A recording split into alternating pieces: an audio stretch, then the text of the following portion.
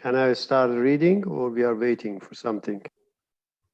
I think we can start reading because his recording also is on. We can start. Okay. As long as Colin can turn it from 1 to 2 and that. I will, yeah. Yes, yeah. Thank you, Ali. Yes. Okay. Justice had a mighty force at its command. It is none other than reward and punishment for the deeds of men.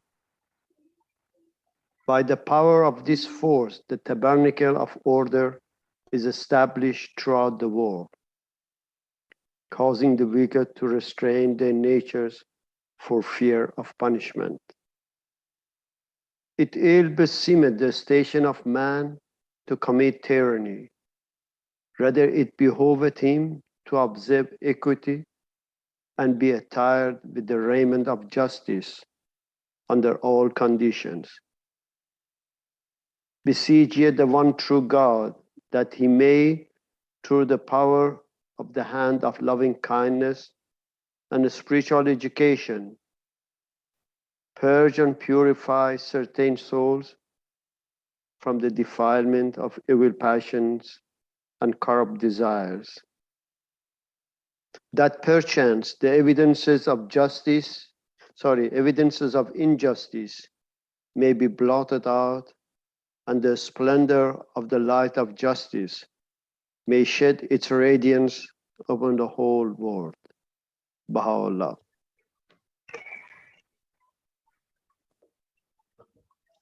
He is not thereby just because he hastily arbitrates. The wise man should investigate both right and wrong. The intelligent man leads others not falsely, but lawfully and impartially. Buddhism, the Dhammapada. That which is good for all and anyone, for whomsoever, that is good for me. What I hold good for self, I should for all. Only law universal is true law. Zoroastrianism, Zendavesta. What is hateful to you, do not do to your neighbor. That is the entire Torah. As thou desirest that evils not befall thee, but to partake of all that is good, thou shouldst act in this spirit to thy subjects and to offenders. Judaism, Babylonian Talmud, letter of Aristeas.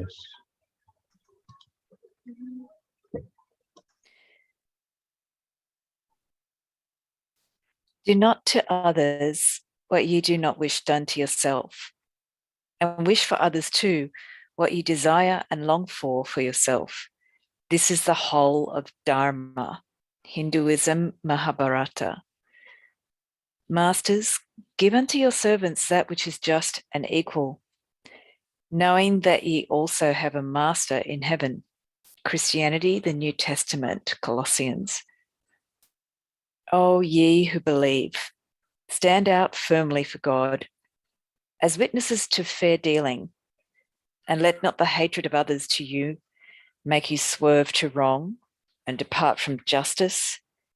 Be just, that is next to piety, and fear God, for God is well acquainted with all that ye do. If thou judge in equity between them, for God loveth those who judge in equity. Islam, the Quran.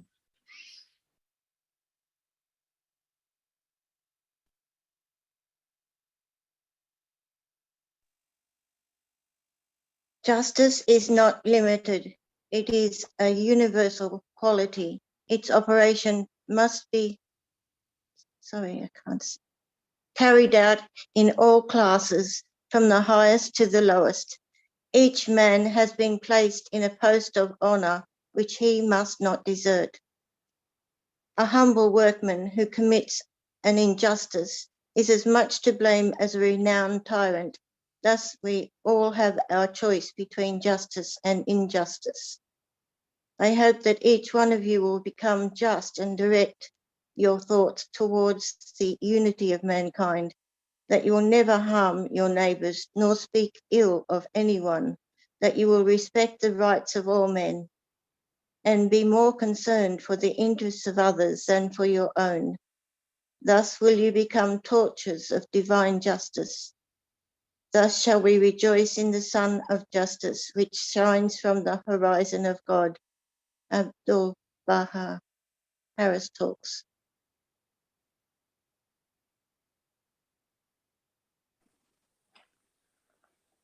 The word of God, which the supreme pen hath recorded on the sixth leaf of the most exalted paradise, is the following. The light of men is justice. Quench it not with contrary winds of oppression and tyranny. The purpose of justice is the appearance of unity among men. The ocean of divine wisdom surgeth within this exalted word, while the books of the world cannot contain its inner significance. Baha'u'llah.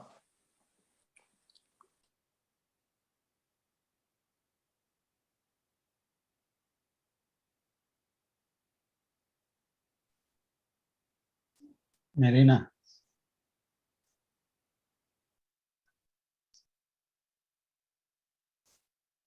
Sorry. As forgiveness is one of the attributes of the merciful one, so also is justice one of the attributes of the Lord. The tent of existence is upheld upon the pillar of justice and not upon forgiveness. So if at present the law of pardon were practiced in all countries, in a short time the world would be disordered and the foundations of human life would crumble. For example, if the governments of Europe had not withstood the notorious Attila, he would not have left a single living man. Abdul Baha.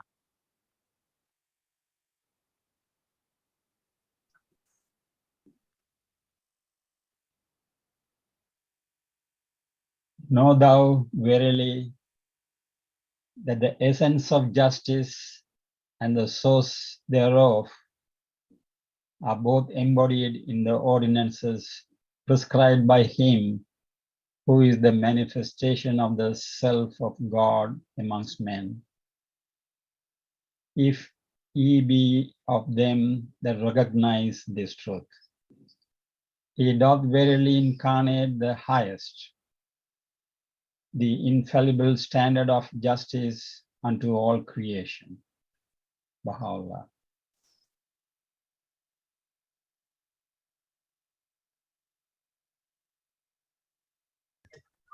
Shall I try to share this song, Siva? Yes.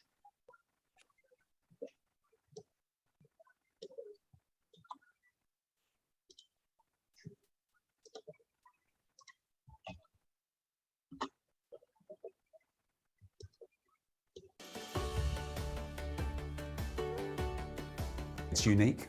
There's nothing else like it. Oh God, my God,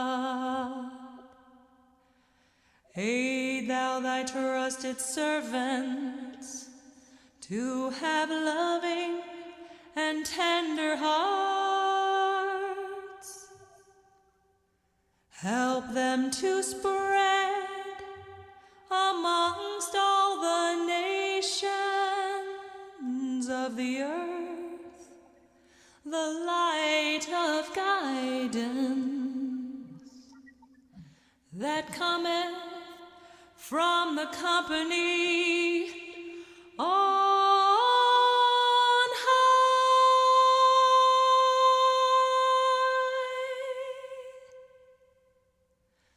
Verily, thou art the strong, the powerful, the mighty, the all-subduing.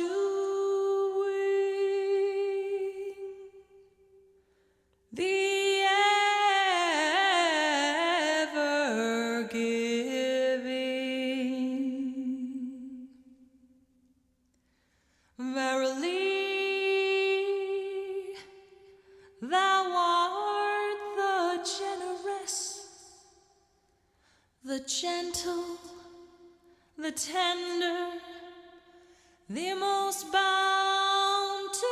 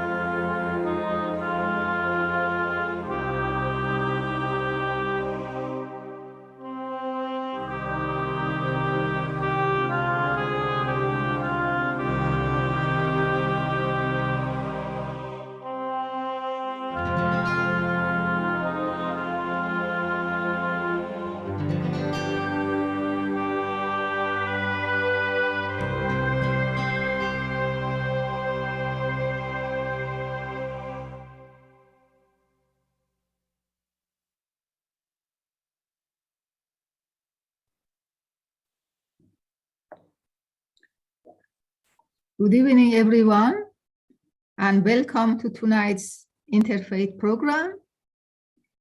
I welcome all of you to tonight's program, and I also thank all our readers. And also I thank Perry for being so persistent and hardworking to make sure that this program every week goes on. It's a lot of work goes behind it, especially when you are traveling. Yeah. And tonight I'm very excited and I'm very happy that Tracy is going to give a talk about Uluru's statement. And I know everyone knows Tracy is also someone who is always at the program. And she spent nearly 50 years of researching multi-faith ways of being and learning. I mean, I just would love Tracy to talk about herself a little bit. And I love the one that you were doing something with herbs. And is that the indigenous herbs? I mean, the things grows in Australia, or is that, did you study medical science, but also naturopath? So, you know, we had to study, anatomy and everything, but herbs, just sort of many herbs, not just, not at that stage, I wasn't didn't really understand Aboriginal traditional medicine. That's a real specialty, even in Aboriginal culture, but it was more the herbs that have been used in Europe and America and, and nutrition and way of life and way of thinking about health, a holistic view. One day you should talk only about that. about your book. I'm going to the library and see whether I can find you or ask them to have the book at the library. You have to. Yeah. And please give your talk about Uluru's statement and what's happening to this. Okay, thank you. Well, thank you for the opportunity to share about the Uluru Statement. I love the Uluru Statement. It really is a gift to our nation by First Nations people to help us mature as a nation. If we're living in this continent, we are all living on Aboriginal land. It may have other titles on it. And believe me, they're not trying to kick anybody out. So don't let scaremongers tell you that. That's a lie. They're just projecting onto Aboriginal people what they would do. But Aboriginal people's worldview is very different than modern Western view of life. And they are really but having said that, most Aboriginal people in Australia today are not living on their traditional country for lots of reasons. They were taken from their lands and put into missions and different things. But the Uluru Statement is to help mend this country, because terra nullius, which is what Cook used to claim Australia for England, was a lie. And the stories that were said about Aboriginal people going walkabout and wandering around and being hunters and gatherers, people just said whatever they wanted to say to be able to take the land because they wanted it. So the Uluru Statement is really trying to mend the relationship. But I wanted to actually share a video to give you some history background to understand it better than I can explain it. So we'll do that first, but I need to be able to share my screen, which I can't do at the moment. Try it now. It might work. Yep, that's better. Yep, thank you. Okay.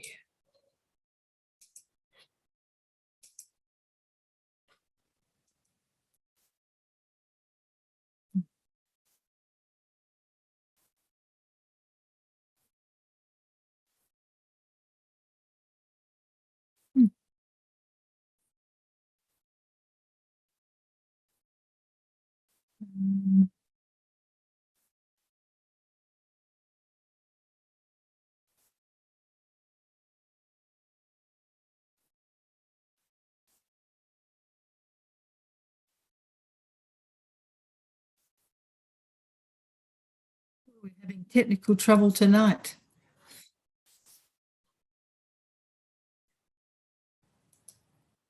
God is testing our resilience. Indeed.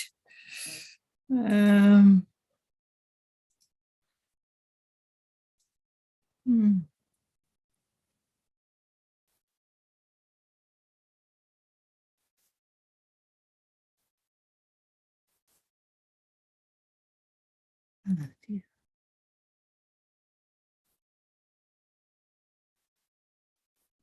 Can't you send your video to Actually, Colin? Yeah. Colin, would you mind? I'll put it in the chat.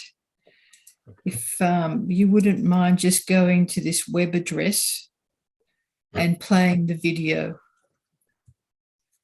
And then we'll go from there, because it's not working, my sharing properly.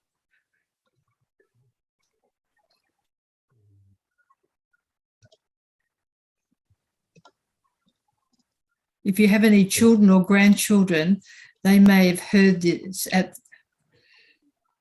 and down there, go down the page. Yeah, this one, just play that one.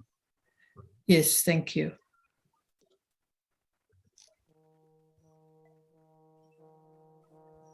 The Uluru Statement from the Heart is a message written to the Australian people from Indigenous Australians. It is the culmination of more than a decade's work and the largest deliberative process with Indigenous people on Australia's constitution in our nation's history. 13 meetings were held across the country with a final national convention involving hundreds of delegates at our nation's physical and spiritual heart, Uluru. Almost 300 people put their signature to this historic statement. The senior boss ladies of Uluru then painted the dreamings of that place around the statement to express the ancient connection with our law and our land. The three themes of the statement are voice, treaty, and truth.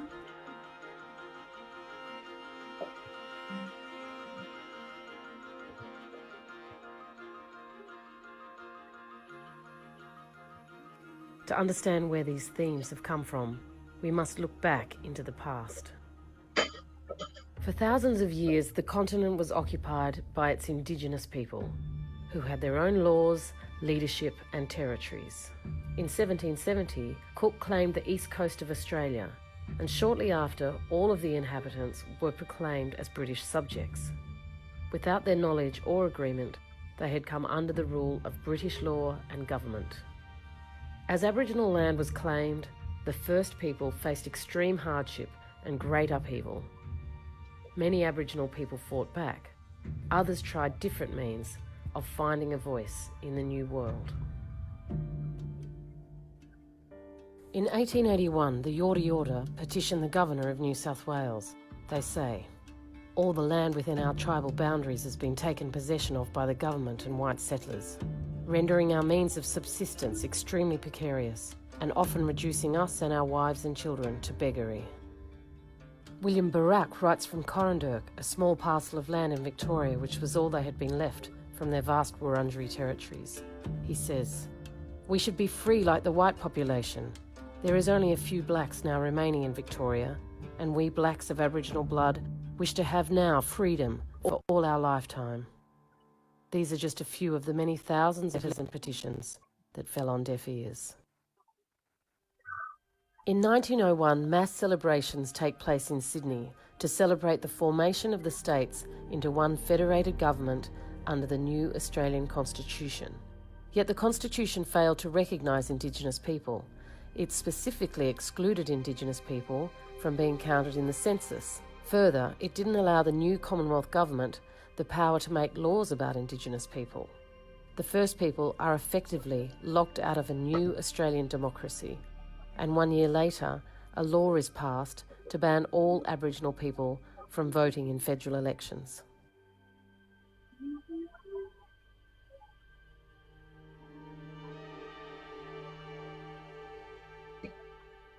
It quite amuses me to hear the people saying I don't like the black man, but he's damn glad to live in a black man's country all the same. I am calling a corroboree of all the natives of New South Wales to send a petition to the King in an endeavour to improve our conditions. All the black man wants is representation in federal parliament. He was not the only voice.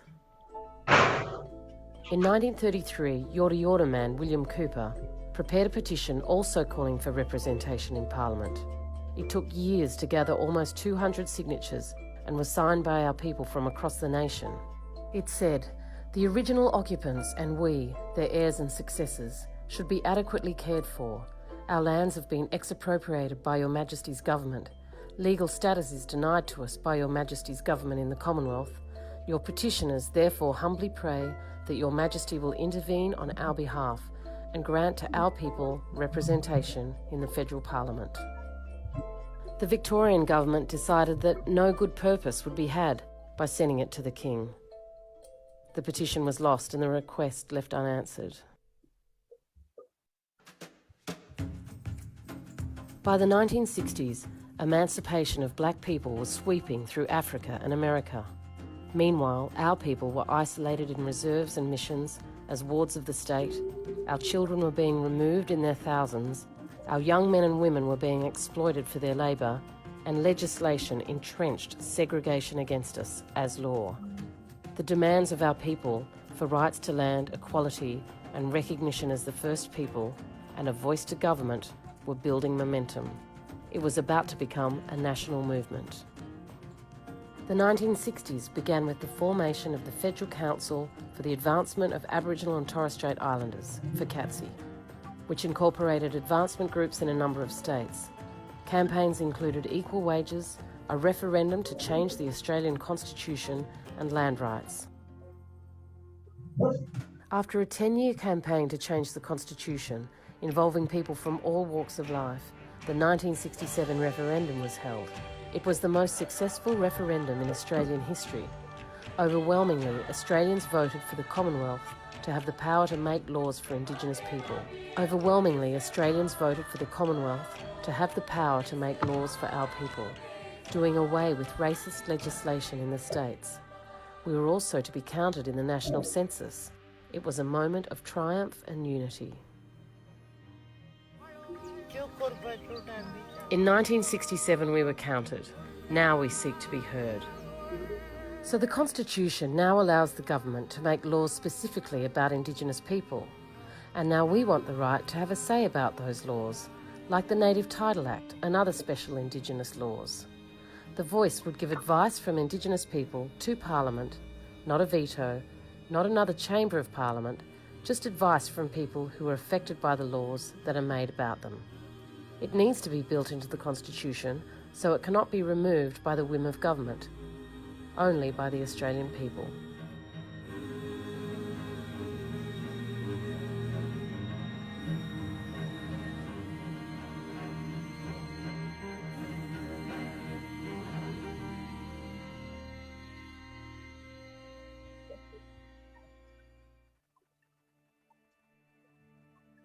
Secret instructions to Lieutenant James Cook, 1769. You are, with the consent of the natives, to take possession of convenient situations in the country in the name of the King of Great Britain. No such consent was sought or given. In 1835, John Batman thought he had negotiated the first treaty for access to over 2,000 hectares of land of the Kulin people.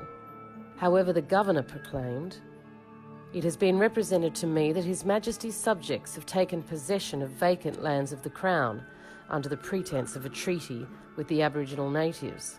I notify all His Majesty's subjects that every such treaty and contract with the Aboriginal natives is void and of no effect against the rights of the Crown." In effect, what the governor said was that British law ruled, and to recognise Aboriginal people as landowners under their own law would undermine the rule and sovereignty of the Crown. For the next 150 years, this remained the status quo, despite significant opposition and protest. The word Makarrata was embraced in 1977 by the National Aboriginal Conference. A word from the Yolngu language, they explain that Makarrata makes it clear this is intended to be an agreement within Australia between Australians. The Yolngu concept of Makarrata captures the idea of two parties coming together after a struggle, healing the divisions of the past. It is about acknowledging that something has been done wrong and it needs to be made right. By 1988, the anniversary of 200 years of European occupation, known as the Bicentennial celebrations, the notion of a national treaty had gathered real momentum. People from across the country packed their bags to make the long journey to Sydney, with the bicentennial rapidly approaching. In Tasmania, people fly the flag with pride, and in the streets of Sydney, 40,000 people gather, the largest protest since the Vietnam War. Hope is high that after 200 years, a treaty will be delivered that deals with our unfinished business. Galarrwuy Yunupingu presents the Barunga Statement to the then Prime Minister Bob Hawke. It says, "We, the traditional owners and occupiers of Australia, call on the Australian government and people to recognise our rights to self-determination and self-management, including the freedom to pursue our own economic, social, religious and cultural development, to to permanent control and enjoyment of our ancestral lands, to respect for and promotion of our Aboriginal identity, including the cultural, linguistic, religious and historical aspects, and including the right to be educated in our own languages and in our own culture and history. We call on the Commonwealth to pass laws providing a national elected Aboriginal and Islander organisation to oversee Aboriginal and Islander affairs, a national system of land rights, and we call on the Commonwealth Parliament to negotiate with us a treaty recognising our prior ownership, continued occupation and sovereignty, and affirming our human rights and freedom. Hawke makes a promise to negotiate a treaty by 1990. Instead, he creates a reconciliation process to conclude within 10 years. 25 years later, there has been no conclusion to reconciliation. In his last act as Prime Minister, he hangs the Barunga Statement in Parliament House and weeps with regret. After a 10-year legal process, in 1992 the High Court overturns the historical injustice that Aboriginal and Torres Strait Islanders had no rights to land. The Mabo case concludes that Indigenous peoples' title to land existed before Cook and continues to this day. It is a watershed moment. Whilst Mabo dealt with issues around land, it did not deal with other issues of social justice and relationships. In the year 2000, hundreds of thousands of Australians walk across the bridge in the name of reconciliation. After a 10-year process, the Australian Declaration of Reconciliation is presented to the then Prime Minister John Howard with great ceremony at the Sydney Opera House. It proposes that each government and parliament recognise that this land and its waters were settled as colonies without treaty or consent, and that to advance reconciliation it would be most desirable if there were agreements or treaties through which unresolved issues of reconciliation can be resolved. Howard rejects the statement and the structural reform it proposes. Similar countries to Australia, like the US, Canada and New Zealand, all have treaties with their Indigenous people. Australia remains the exception. 2020 marks the 200th anniversary of Cook's possession of the continent. The Cook Anniversary and the Uluru Statement provide the nation an opportunity to consider the future relationships of the nation with its Indigenous people, and if Makarrata is possible.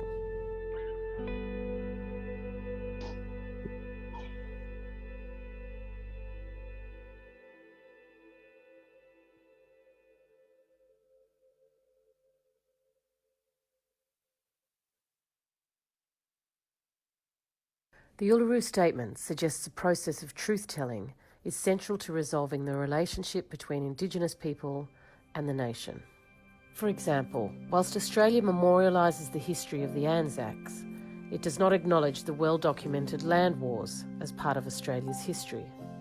This process of forgetting our history has come to be known as the Great Australian Silence.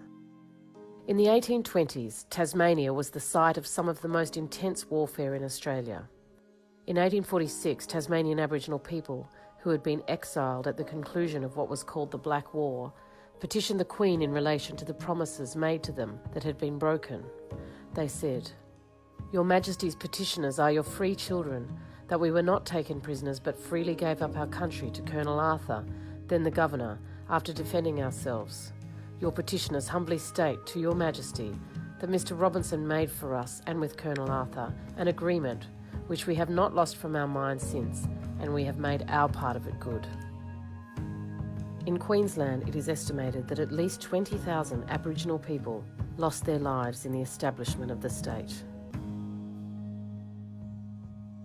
The Waitangi Treaty and the New Zealand Waitangi Tribunal provides a model for a process of truth-telling for each iwi or tribe.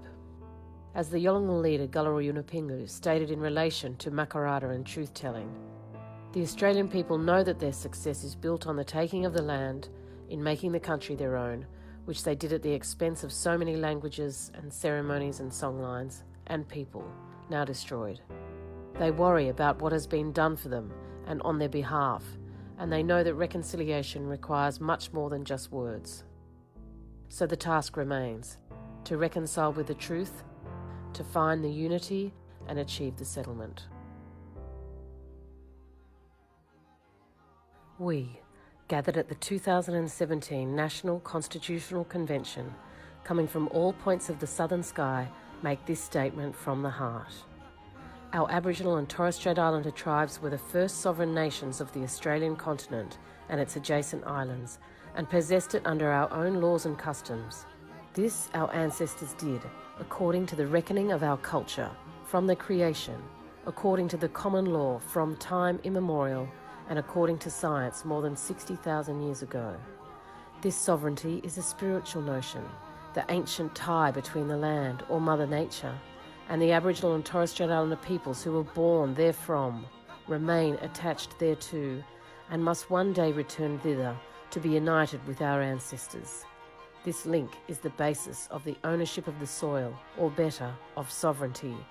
It has never been ceded or extinguished, and coexists with the sovereignty of the Crown. How could it be otherwise? That peoples possessed a land for 60 millennia, and this sacred link disappears from world history in merely the last 200 years? With substantive constitutional change and structural reform, we believe this ancient sovereignty can shine through as a fuller expression of Australia's nationhood. Proportionally, we are the most incarcerated people on the planet. We are not an innately criminal people. Our children are alien from their families at unprecedented rates. This cannot be because we have no love for them. And our youth languish in detention in obscene numbers. They should be our hope for the future. These dimensions of our crisis tell plainly the structural nature of our problem. This is the torment of our powerlessness. We seek constitutional reforms to empower our people and take a rightful place in our own country. When we have power over our destiny, our children will flourish. They will walk in two worlds, and their culture will be a gift to their country. We call for the establishment of a First Nations voice enshrined in the Constitution. Makarrata is the culmination of our agenda, the coming together after a struggle. It captures our aspirations for a fair and truthful relationship with the people of Australia and a better future for our children, based on justice and self-determination. We seek a Makarrata Commission to supervise a process of agreement-making between governments and First Nations and truth-telling about our history. In 1967 we were counted. In 2017 we seek to be heard. We leave base camp and start our trek across this vast country. We invite you to walk with us in a movement of the Australian people for a better future.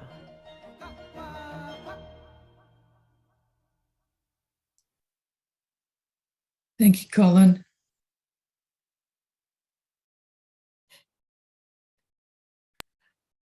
So it's been a long struggle, and even it's 5 years since the Uluru Statement was presented to the Australian people. And I don't know if any of you have seen the ads that are now happening to support a referendum to put a voice to Parliament in the Constitution.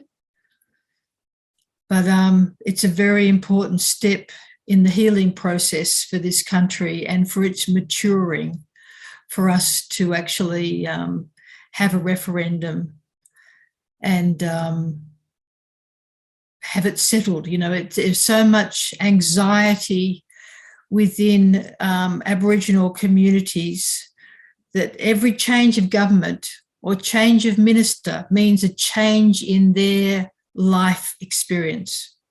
I mean, we experience it a little bit when the government changes, there's some new laws or something, but in Aboriginal affairs, there's been so much turmoil and change and uncertainty, and they want to get it out of the political cycle by having it in the Constitution. 1967, it was passed that laws could be made for Aboriginal people. But now they're saying, well, we need to have a say in those laws and policies. People need to listen on the ground up. So it's really that cry for justice. The land has a memory. The land of Australia, all around this continent, has a memory of all the ceremonies and songs and our relationships for all those countless generations.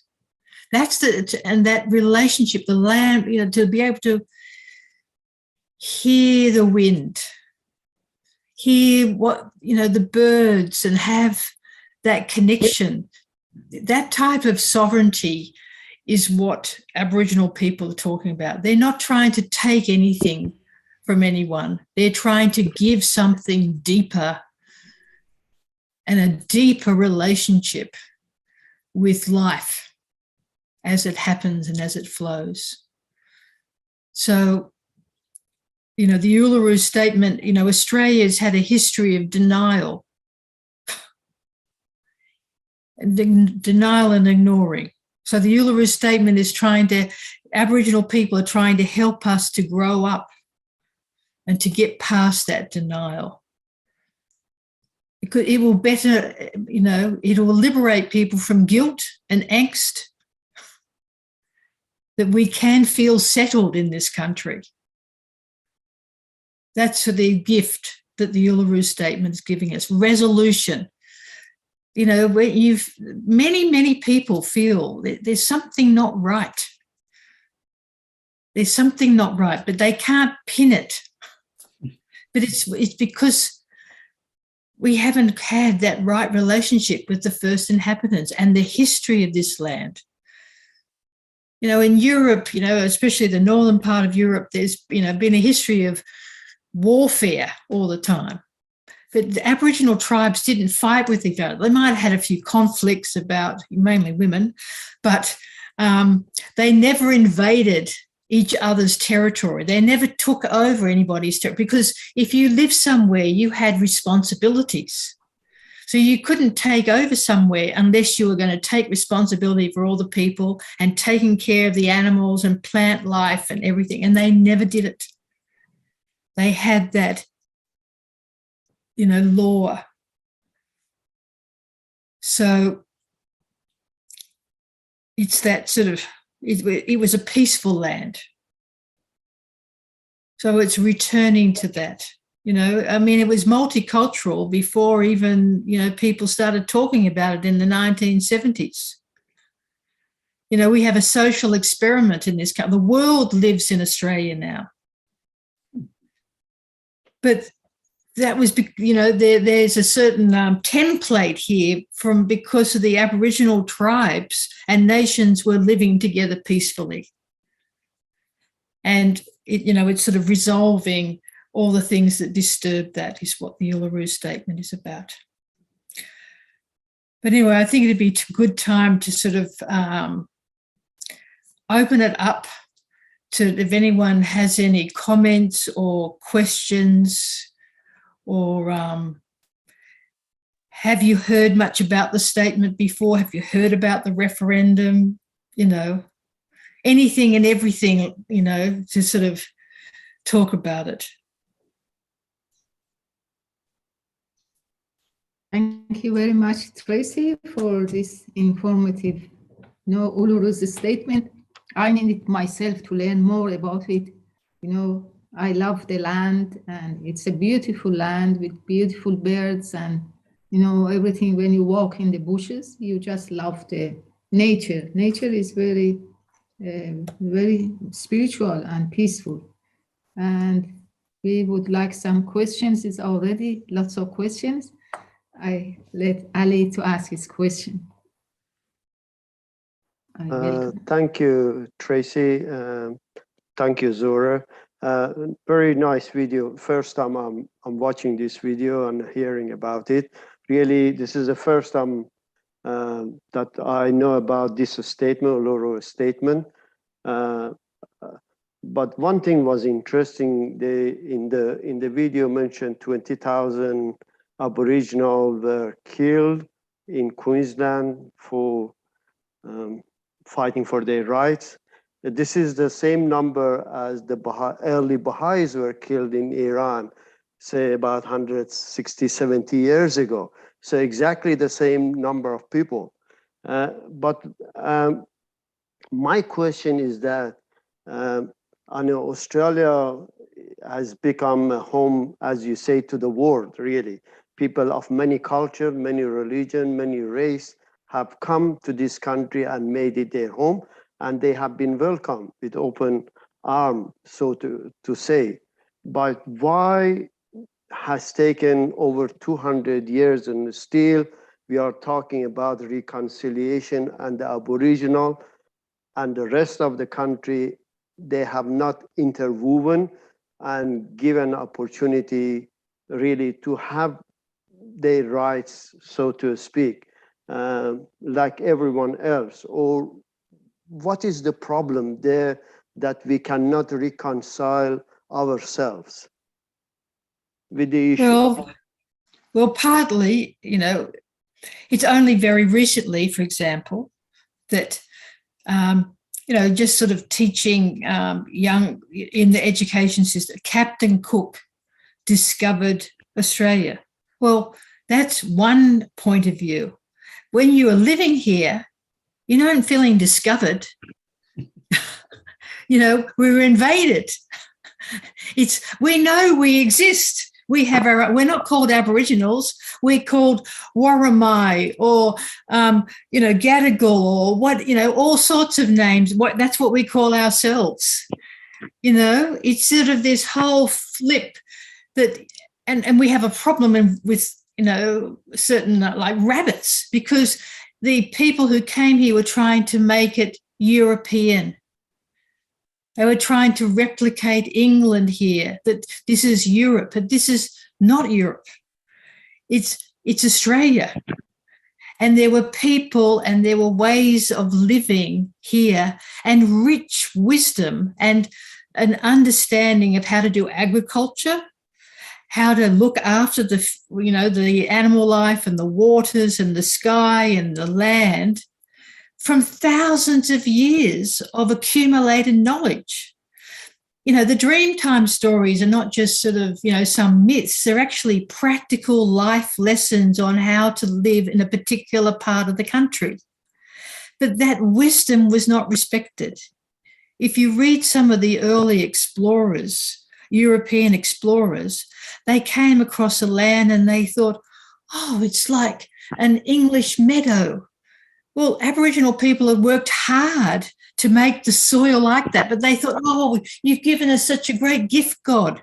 It just took, even though the Bible said, thou shalt not steal, thou shalt not covet thy neighbour's things, thou shalt not kill. You know, they just thought it was for them. It was just, and that denial of the truth has been going on for 250 years. That's our shame. It's silence. And then, oh, you know, why are they so angry? Or why are they this? Or why are they, you know, it was deliberate efforts. So it's complicated. Yeah, but I know that 1967 gave the opportunity to Aboriginal people to vote. And then the white policy was removed back, I don't know, early 70s or whenever it was. So yes, that's why people of many races were welcome here, beside the white European. So from Asia, from Europe, from wherever, really, the color didn't matter anymore for people to come to this country and call it home. So still, why after that white policy removed, but still we have got really this problem with recognizing Aboriginal in the Constitution. Why is still sticking to it, or the government is sticking to their gun and they don't want to go to that much further, really, to recognize? Well, it's... I don't know. I know, as you said, it is very complicated. It's complicated. Yeah, politics is very complicated. Politics, yes, unfortunately, yes. And that's why Baha'u'llah said, don't participate in partisan politics. because there is no unity, there is no recognition of the people who have got a different voice, really. Yeah. In that. So we're not, with the Uluru statement, we're not playing politics. You know, we want all politicians and, you know, to become involved. But on the other hand, you have to call out racism. And there is racism in this country. Some things may have changed, but there's still a lot of denial happening. Anyway, Siva? Yeah, I was just trying to comment on Alice. Even those, you know, I mean, in the 70s, the white supremacy was removed and people from all parts of the world were allowed to come. And those, whoever who came, also had this some sort of racial prejudice. So there's a lot of education that has to be done, and I believe we as Baha'is trying to bring unity among mankind, we have a role to play. This recent statement from the Universal House of Justice, that particular paragraph, paragraph number 4 of 30th December 2021 letter of the Universal House of Justice, and that's why I asked Tracy if you can be there on Saturday afternoon at the conference. You can make an impact, because that particular paragraph, if I can share that, because I think I brought this last time also, because it's very dear to my heart, and it is for the whole world to bring a community that is built together. The enkindled souls being raised up through the process of the plan are seeking to gain an ever more profound understanding of Baha'u'llah's teachings, the sovereign remedy for every disease. So we believe for all the problems in the world, there is a teaching from Baha'u'llah to resolve it. As long as we accept and try to apply them in the life, they don't have to become Baha'is, no. But as long as they understand there are teachings that will make the world better, and to apply them to the needs of the society. They are committed to the prosperity of all, recognizing that the welfare of individuals rests in the welfare of the society at large. So if the welfare of the Aboriginal people are not looked after, then our welfare is not there. So we have to understand that. They are loyal citizens who eschew partisanship and the contest for worldly power. Instead, they are focused on transcending differences, harmonizing perspectives, and promoting the use of consultation for making decisions. This is again an invitation. If we are trying to solve problems, we should use consultation to solve the problems. And this is one of the teachings of Baha'u'llah he emphasizes. They emphasize qualities and attitudes such as trustworthiness, cooperation, and forbearance that are building blocks of a stable social order. They champion rationality and science as essential for human progress. They advocate tolerance and understanding, and with the inherent oneness of humanity uppermost in their minds, they view everyone as a potential partner to collaborate with. So doesn't matter who they are, everyone is considered as a potential partner. That's how we should, as Baha'i, we should look at it. And all the friends who want to build the world better, they also should look at everyone as a partner to cooperate with. They strive to foster fellow feeling, even among groups who may traditionally have been hostile to one another. So there may be some groups who are traditionally hostile, and our duty is to try to bring the fellow feeling. They are conscious how the forces of materialism are at work around them, and their eyes are wide open to the many injustices that persist in the world. So there are many injustices, and the Aboriginal people conditions here is one of the critical injustice that we can see. And the more that we share the story, we know how much injustice was done to them, and even now. Yet they are equally clear-sighted about the creative power of unity and humanity's capacity for altruism. They see the power that true religion possesses to transform hearts and overcome distrust. And so with confidence in what the future holds, they labor to cultivate conditions in which progress can occur. They share their beliefs liberally with others, remaining respectful of the freedom of conscience of every soul, and they never impose their own standards on anyone. And while they would not pretend to have discovered all the answers, they are clear about what they have learned and what they still need to learn.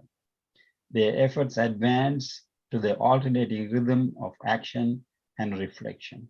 Setbacks leave them unfazed. So this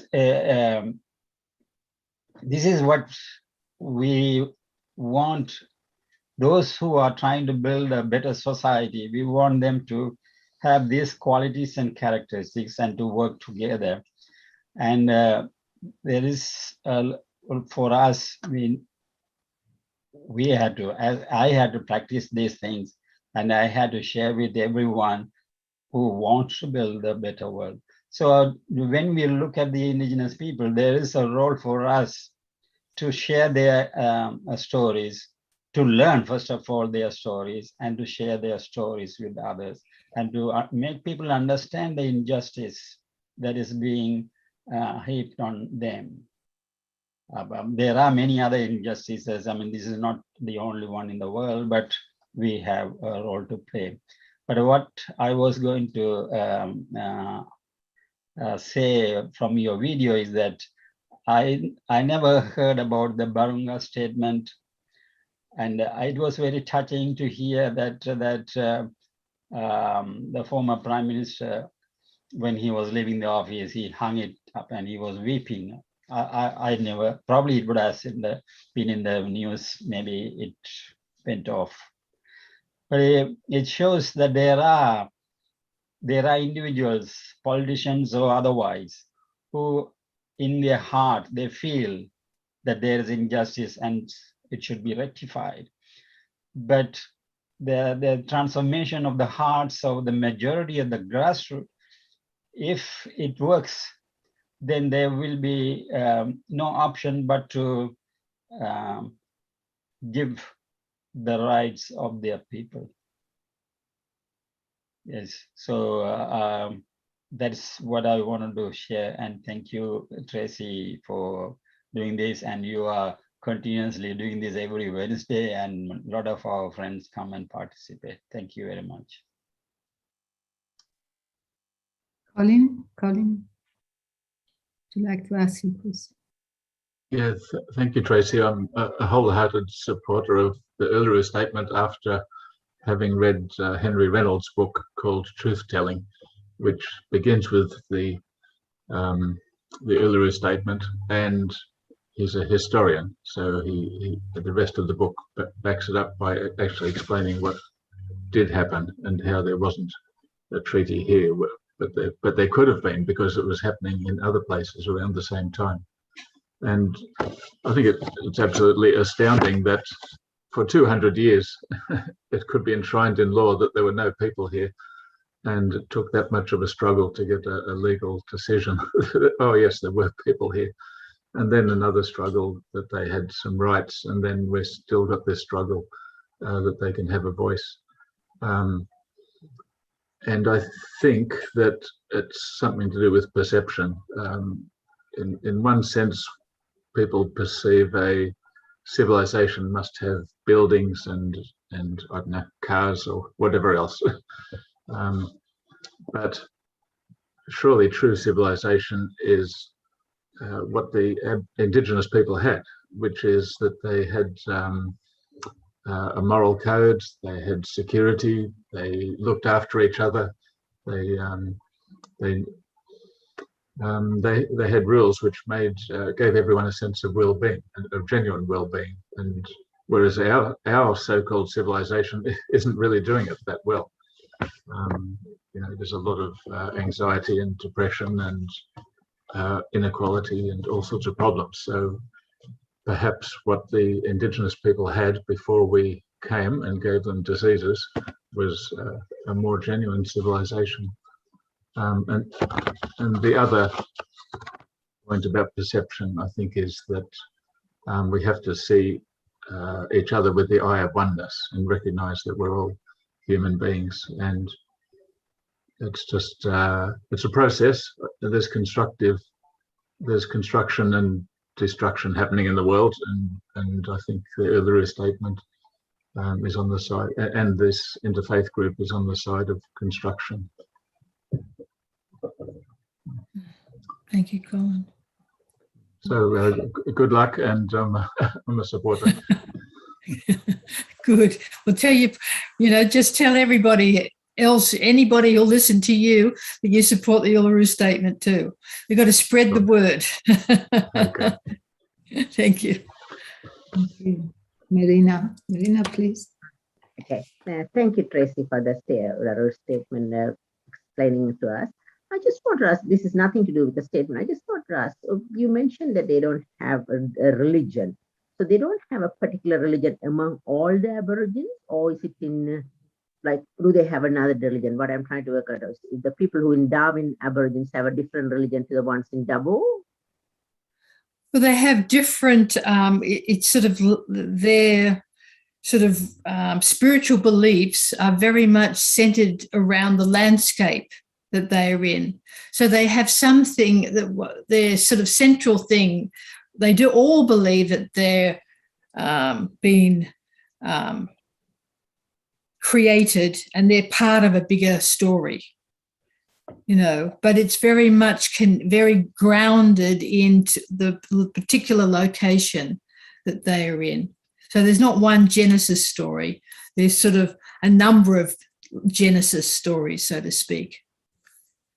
But they have song lines because they traded with each other, and they had systems of when you were going from one area to another, the protocols that you had to use. And when one people, there was abundance of the bunda nut. It was, then big gatherings would happen, and they would share stories and ceremonies.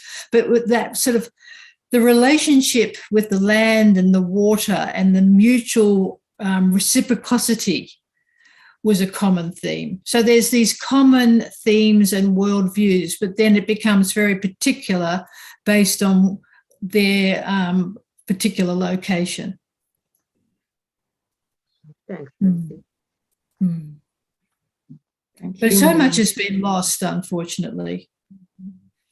So many languages have been lost. I mean, we had one speaker that used to come every week, that by the time a kid was 10 years old, they would know the name of all the animals and plants in their area, all the stars, all the plants, all the animals, and the seasons and the cycles.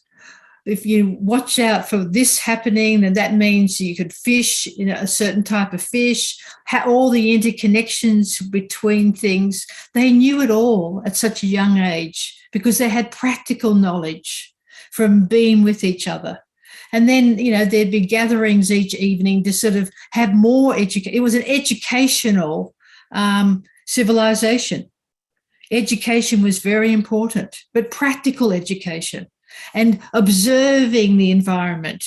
It was very, science is supposed to be about objective observation and accumulation of a knowledge from that observation. Well, they were very scientific in how they approached the environment, but we've lost a lot. But there's some regaining, and sometimes it's through dreams or inspirations that people recall something, or the fragments of things that were recorded stimulates the refining of language or of knowledge. There was a lot of knowledge here of the plants and the medicinal as well as the food aspects. There's plants in Australia that could solve the antibiotic problem that the world has, for example. There's all sorts of knowledge here that if it had been respected, we'd all be in a better place. And that's the thing about the Uluru Statement too, that they're trying to give something to everyone, to give that knowledge to become shining through into the modern world. They don't hate technology, but they think that there's deeper things than just technological development. But I feel that the main, maybe not the main, but I don't know much, but maybe one of the reasons that they lost is because of the not written language, because maybe they have some paintings on the caves or somewhere, but and bark paintings and message sticks.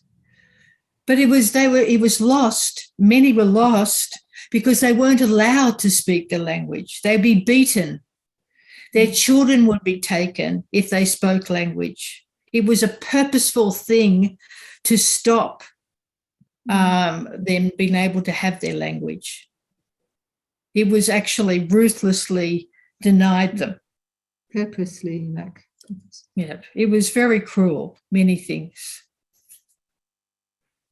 Thank you. Robert, would you like to ask a question? No, just make a comment. William Cooper was a very interesting man.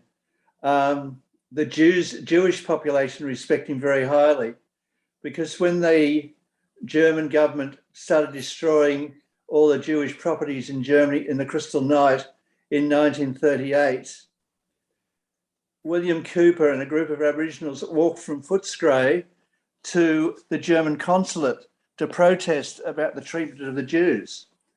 And as a result of that, about 3 or 4 years ago, an Israeli composer wrote a cantata about William Cooper, which was very, very interesting. And like Tracy was talking about food earlier, the early settlers would see the Aboriginals washing their fruit and vegetables in the water, but the white people died because what they hadn't realised was the Aboriginals would leave it in the water for 24 hours, 48 hours, so that all the poisons be washed out of the fruit and veggies. So, but they just said, oh, the Aboriginals are washing their fruit and veggies, but they all died. Yes. So much knowledge. I love knowledge which comes from the nature, like by experience rather than written things. But thank you, Robert. And Angela?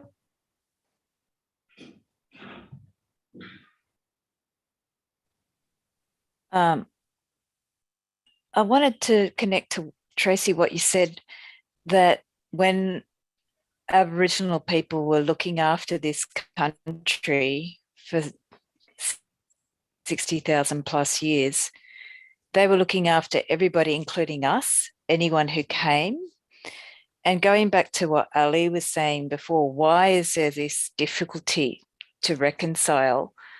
For me, my parents were immigrants in 1950, 1960, and I think immigrants, if you think about the last 200 years, it's mostly immigrants.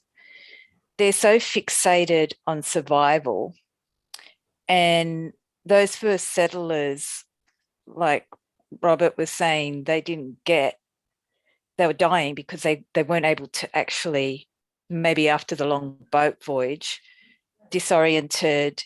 Australia is so alien to their Northern European culture and land, and they weren't able to actually just realise for their own fear of survival the giant, enormous gift that was there. But it really touched me, Tracy, when you said that all immigrants, when they come, even us, my parents, me, we are considered someone for the Aboriginal people to take care of. And that's been a calling for me recently, to really just acknowledge that this country was looked after for 60,000 years, and that it even embraced my parents who came from Europe after World War II with nothing. It embraced them. My parents' generation all love Australia because of World War II. They had nothing and they came here, and every immigrant that you hear from Southern Europe says, oh, what a beautiful country, because it gave them everything. And so I've got that heritage from my parents, but there was also a lot of survival because they left their home. And I think that's the thing that's stopping us now. It's just this thing of a country of immigrants based on survival. Plus, when Aboriginal people maybe offered the hand of peace during the Uluru Statement, when people they were pleading to the Queen, please, we beseech you, please come, and we are your subjects. Please respect that we want what you promised to us. And she's just ignoring their requests, or it doesn't even get past Victorian government. It doesn't even reach. Like that dismissive quality, I think that's the part of Australian culture that I find is still in operation today. I think it's just been a part of a cultural habit that came from fear of survival from our first settlers, and then even the waves and waves of immigrants. So yeah, it's just coming through me now that to really just, instead of seeing Aboriginal people as people that were abandoned, because they were, to see them as what you said earlier, Tracy, as these people that looked after the land, and that includes us. We had inherited, my parents inherited all of their grace and all of their peacefulness, the lack of war and conflict on this land, and the nurturance of the land and the sustainability of the land. And there's that brilliant researcher, I forgot his Dark Emu writer, who's now re-explaining to a lot of the environmentalists in Australia that actually there was agriculture here, there was cultivation, there was quite a sophisticated civilization here. It's just that the conflict between the European way of seeing and their survival, in my opinion, their survival threat, just so wanted to wipe out this potential threat that they saw as the landowners. And I still feel that that's why, Ali, that the government doesn't want to say sorry. In 2000, it was John Howard couldn't say sorry, because I think they think if they take it as a political step, then it means there's law cases that come. Then it means legislation has to be done. Instead of the Uluru Statement of the Heart, it's to me, it's much more like the Interfaith group. It's about a sharing of a grand gift of this culture, and seeing that culture as our heritage and embracing it as a collective heritage. Because my parents weren't born here, but it's my heritage. So I'm so lucky because I get that by being born here, I get that heritage, and to elevate it up like that. And just the last thing I wanted to share, when I was in New York, I connected to Mexicans in New York that dance their indigenous dances, and their indigenous dances are ancient. They come from Aztec time, and even if you go back before the Aztec time, the Olmec and ancient traditions come through to the Aztec dances that my friends were dancing. And they told me that in Mexico, there's some indigenous tribes, those dances and that folklore is actually taught at university level. So it showed to me that a colonial power can come in, invade, oppress a culture, but then it can actually say, actually, that's the culture of this land. We have to recognize it as a sophisticated. And I think part of the truth telling is actually going back now and saying, actually, there is a sophisticated culture. Some of it's destroyed. Let's start to actually recognize it. And archaeologists are slowly doing that. The Dark Emu writer, he's done that for environmentalists, but it's really to me, it's the onus of our academic institutions to really start to establish that as part of curriculum, and then maybe that can be brought into the school level. But I saw that in Mexico with my friends who were not rich. Some of them were artists who came from, they were not so well educated, but they all knew that folkloric dance and art forms were part of the academic system, and were researched, were performed, were visually recognized, were honored. And so our culture here could be, in my opinion, brought back to the given that sort of recognition, and then slowly start to go through the education system.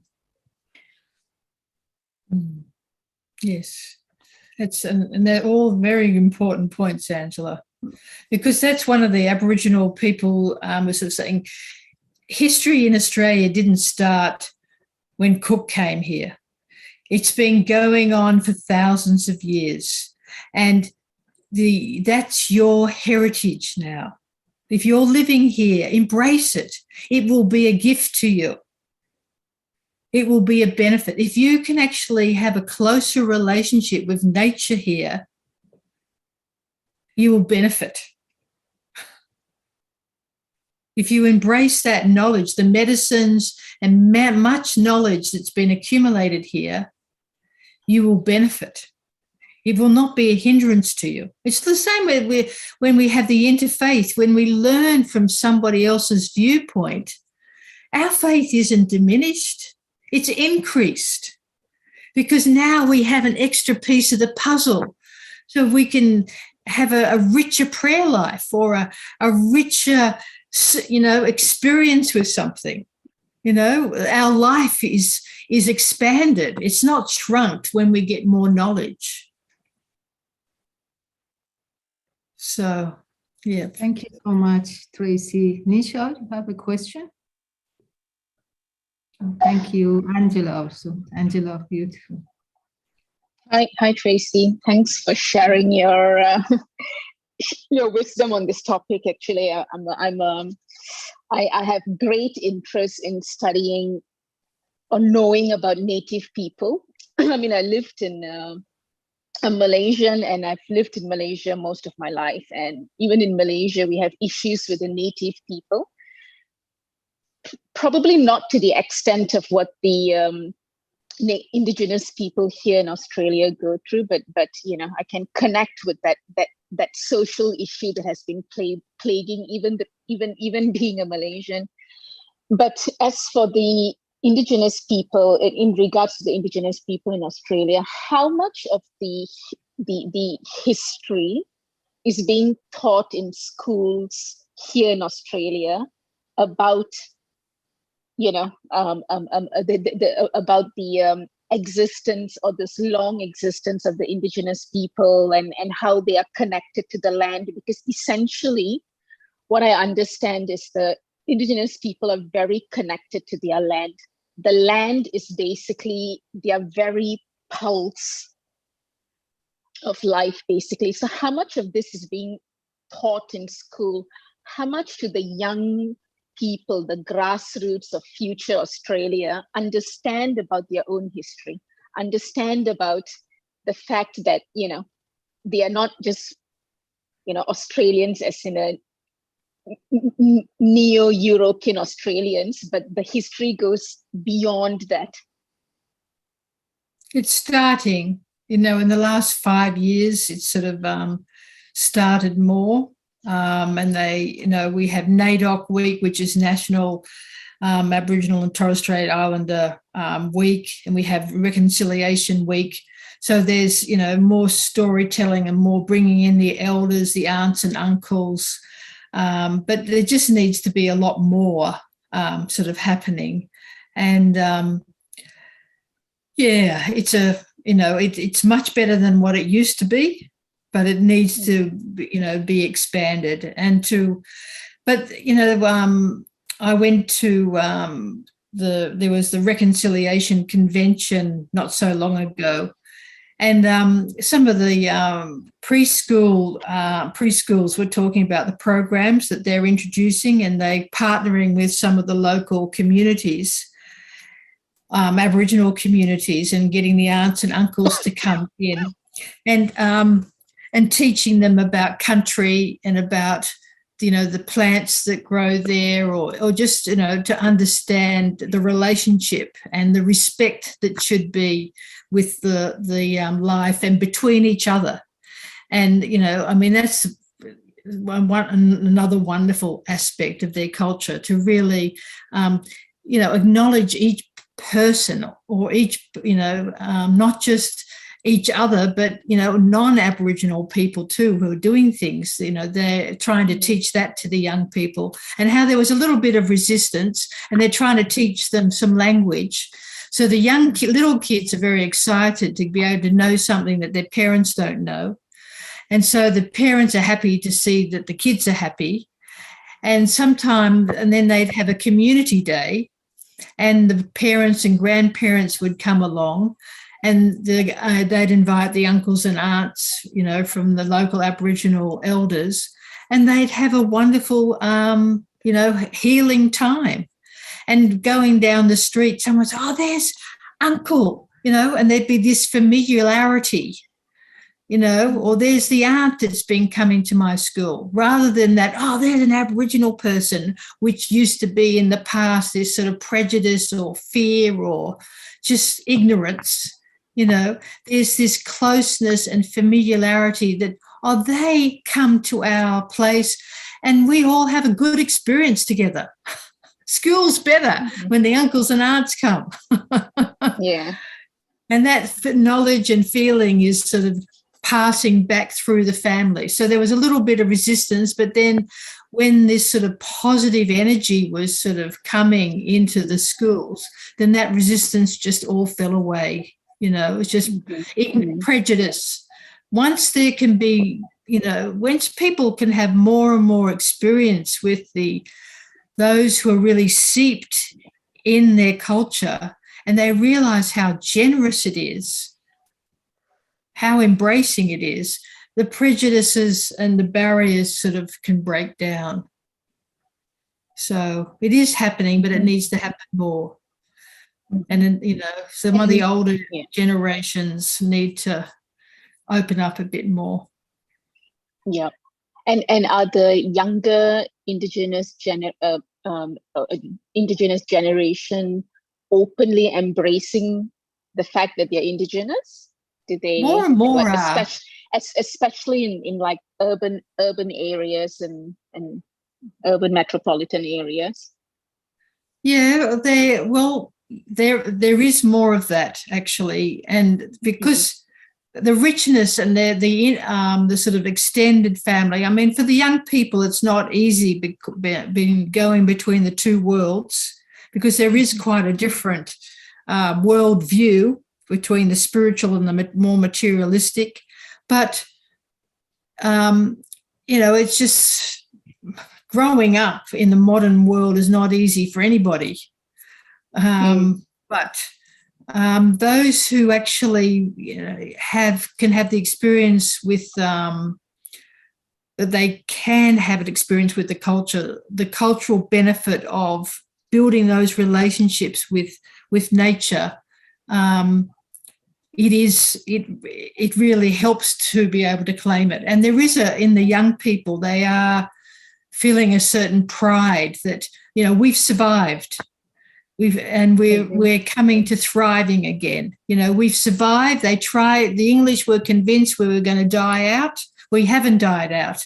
They tried to take away our language and culture. They didn't succeed. We're claiming it back. They're doing their, they wouldn't let them wear possum skins. That's one of the reasons why they got sick, because they used to wear possum skins to keep them warm.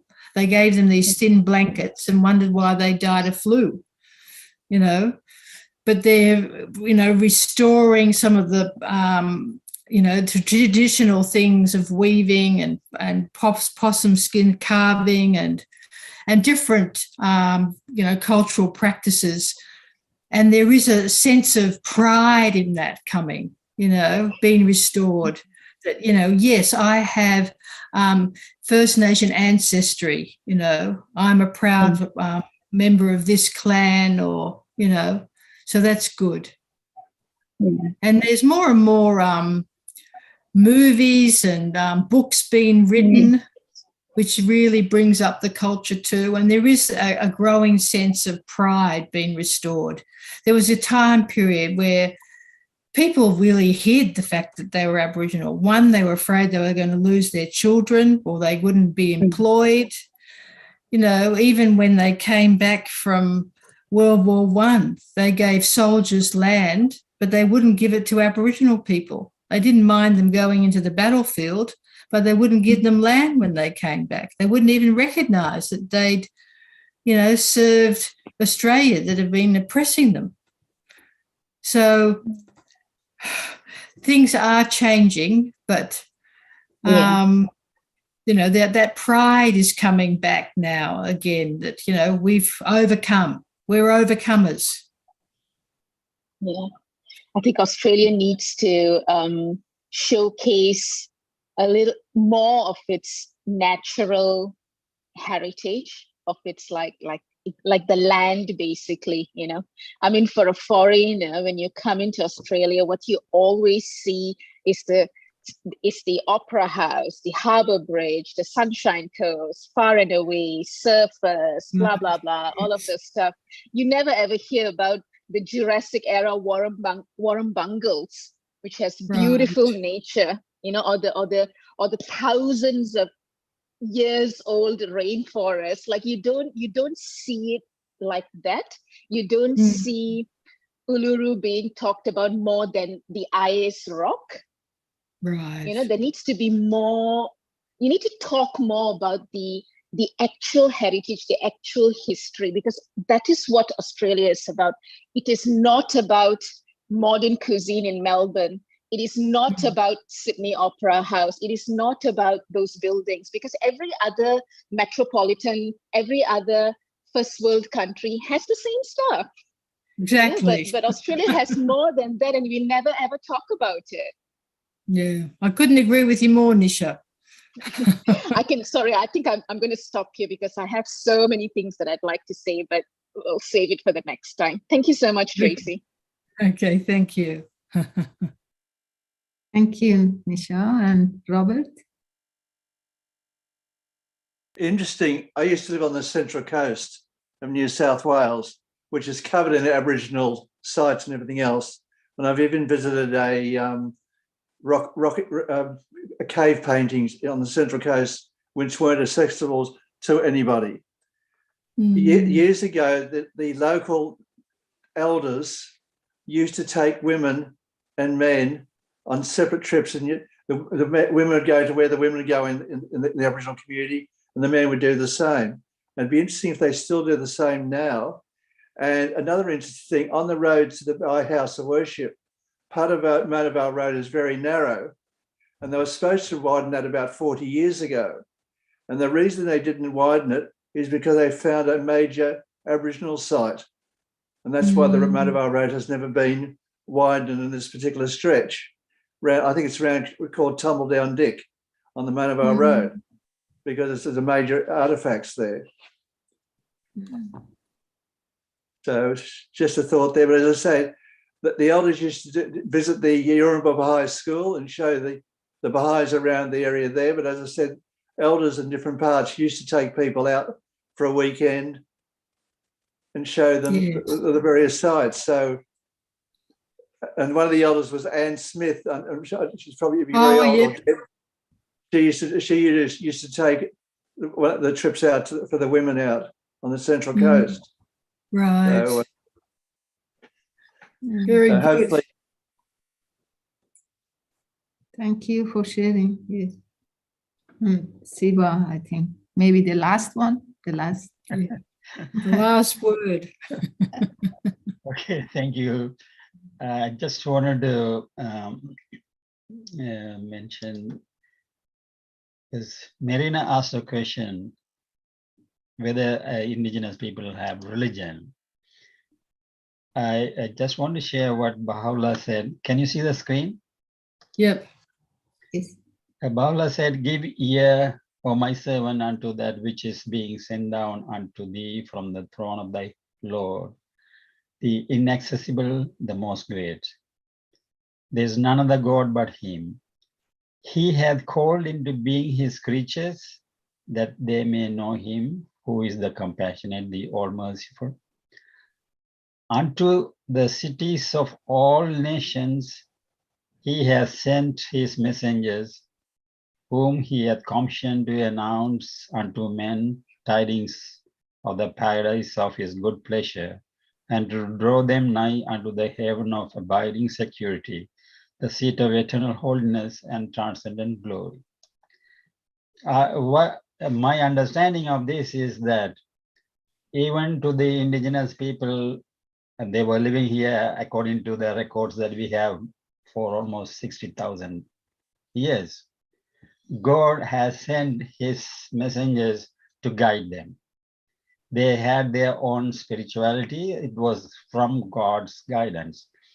And God has actually sent his messengers to all the places wherever there were people who created. He was created. So they had their spirituality, but this was all superseded by the coming of the foreigners. So if you really meet indigenous people, and you can learn how much they are connected to the nature, the spiritual qualities that we are trying to develop, and the spiritual powers that we are trying to develop, they already have. For example, there was one indigenous Baha'i, Uncle Neville Buchanan from Nambaka Heads. He is no more with us, he has gone. He told me a story. He is from the stolen generation, and he had been into so much of pain and torture and all sort of things when he was taken away. Finally, he got reunited with his family. And this story is that one day he was in the house, in the veranda, and he was sitting in one side of the veranda, and his father was on the other side of the veranda. And then there was a goanna, like a lizard, a big lizard, right? A goanna. It came through the gate. It pushed open the gate and came to the veranda, and there was a small parapet wall, small wall, and the goanna put his feet on this thing, and it was saying something to the daddy, the father, with his tongue, something like that. Anyway, and then the goanna and the father said something to the. One second, please.